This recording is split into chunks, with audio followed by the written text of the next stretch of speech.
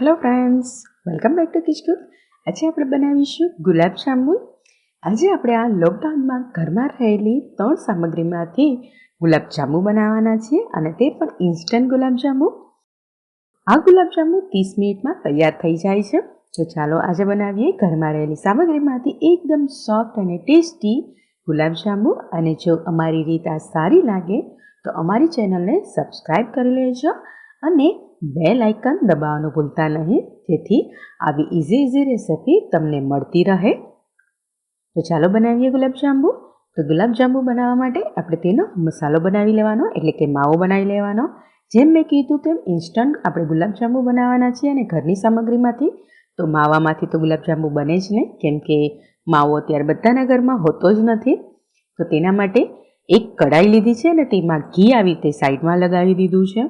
પછી તેમાં અહીંયા 2 વાટકી જેટલું દૂધ લીધું છે. આ નોર્મલ દૂધ લીધું છે, તમે કોઈ પણ દૂધ લઈ શકો છો, જરૂર નથી મલાઈવાળું જ લેવાનું. પણ 2 વાટકી દૂધ લેવાનું અને મેઝરમેન્ટના કપથી માપવા જાઓ તો 1 કપ જેટલું દૂધ છે. અને જો એમએલથી માપવા જાઓ તો 200 ml જેટલું આ દૂધ છે. અને તેને થોડું ગરમ થવા દઈએ. નવસેકું ગરમ થઈ જાય એટલે આપણે તેમાં રવો ઉમેરી દેવાનો છે. જી હા, આજે આપણે રવાના ગુલાબજાંબુ બનાવવાના છીએ.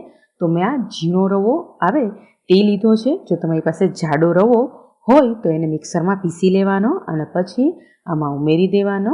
અને એક હાથે ઉમેરતું જવાનું, એક હાથે મિક્સ કરતું જવાનું, જેથી તેમાં કોઈ પણ ગઠ્ઠા ના રહે. તમે જોઈ શકો છો આમાં એક પણ ગઠ્ઠો એટલે કે લમ્સ નથી. બસ આવી રીતે એને હલાવતું જવાનું. અને ગેસ અત્યારે મીડિયમ કરી દેજો. અને ફક્ત 5 મિનિટ જ થાય છે. આવી રીતે સતત હલાવતા રહેજો, જેથી તળિયે ચોટી ના જાય.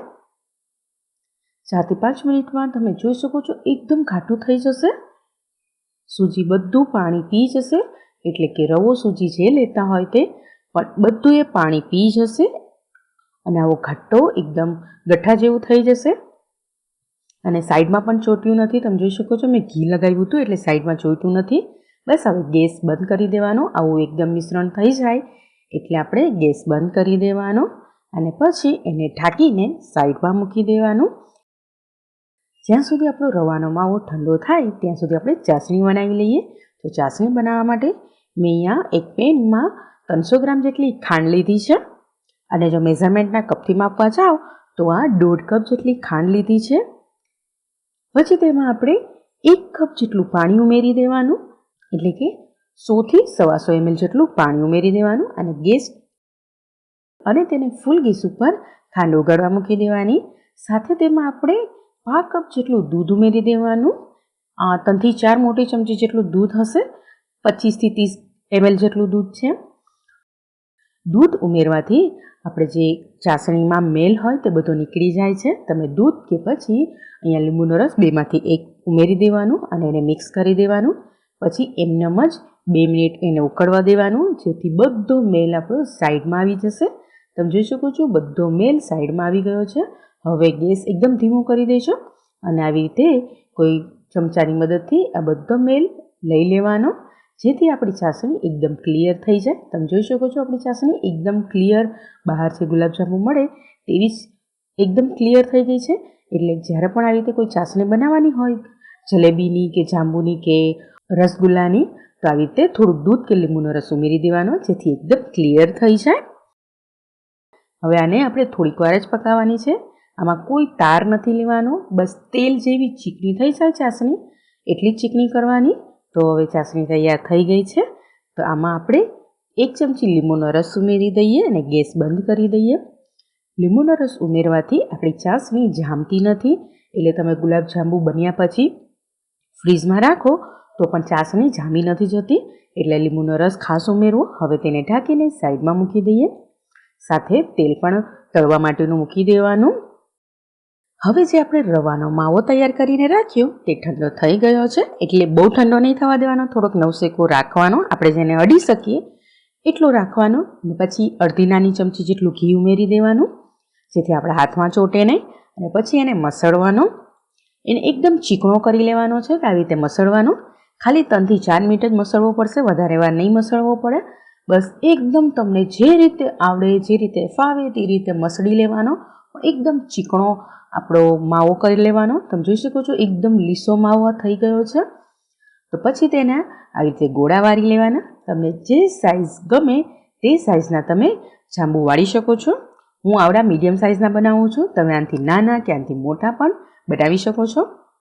જો તમને અમારી રીત આ સારી લાગી હોય અને હજુ સુધી અમારી ચેનલમાં સબસ્ક્રાઈબ ના કરી હોય તો પ્લીઝ અમારી ચેનલમાં સબસ્ક્રાઈબ કરી લેજો અને બેલ આઇકન દબાવી દેજો, કેમ કે આ વિડીયો બનાવવામાં અમને ખૂબ જ મહેનત થાય છે. તો તમે એટલું તો તમે કરી જ શકો અમારા માટે. તો મેં આ બધા બોલ્સ તૈયાર કરીને રાખી દીધા છે. હવે તેને તળી લઈએ. તો તેલ થોડુંક વધારે ગરમ કરવાનું અને પછી એમાં અડધા ગુલાબજાંબુ ઉમેરી દેવાના. આમાં એકસાથે 8 થી 10 જ ઉમેરજો, વધારે એકસાથે નહીં ઉમેરતા. જાંબુ ઉમેરી દીધા પછી અને ગેસનું તાપમાન મીડિયમ કરતાં થોડુંક વધારે રાખજો. જી હા, ફૂલ અને મીડિયમની વચ્ચે તેલ રાખવાનું છે. જો તમે મીડિયમથી પણ થોડુંક ઓછું રાખશો તો તમારા ગુલાબજાંબુ ફાટી જશે. હું તમને છેલ્લે બતાવીશ કે આવી રીતે તમે કરશો તો કઈ રીતે તમારા ફાટી જાય છે. અને આને હલાવવાની પણ એક રીત હોય છે. આવી રીતે હેન્ડલની મદદથી હલાવવાનું, જેથી તમારા જાંબુ તૂટી ના જાય. અને જો આવી રીતે તમને ના ફાવે તો ચમચીનો પાછળનો ભાગ લેવાનો અને તેનાથી એને હલાવવાના. આવી રીતે ચમચીની પાછળના ભાગથી ફેરવો તો ચમચી તેને અડતી નથી અને આપણા જાંબુ ફાટતા નથી. તો આવી રીતે એને તળી લેવાના. આવા ગોલ્ડન કલરના થાય ત્યાં સુધી એને તળી લેવાના. ગેસ હાઈ જ ગેસ મીડિયમ કરતાં થોડુંક વધારે જ રાખજો, નહીંતર તમારા જાંબુ ફાટી જશે. એ હું તમને છેલ્લે બતાવીશ. હવે આપણા જાંબુ તળાઈ જાય એટલે તરત જ તેને એમાં તેલમાંથી કાઢીને આપણે તેને ચાસણીમાં ઉમેરી દેવાના. વાર નહીં લગાડવાની, સીધા તેલમાંથી જ આપણે તેને ચાસણીમાં ઉમેરી દેવાના. તમને ઝૂમ કરીને બતાવી દઉં કેવા સરસ ગુલાબજાંબુ આપણે તૈયાર થઈ ગયા છે. હવે આપણે તેમાં એલચીનો પાવડર ઉમેરી દઈએ. હું એલચીનો પાવડર પહેલાં ઉમેરવાનું રહી ગયું હતું તો હું અત્યારે ઉમેરી દઉં છું. તમે જ્યારે ચાસણી બંધ કરો ત્યારે પણ એલચીનો પાવડર ઉમેરી શકો છો. અને જો એ ના ઉમેરવું હોય તો ગુલાબજળ કે કેસર ઉમેરી શકો છો.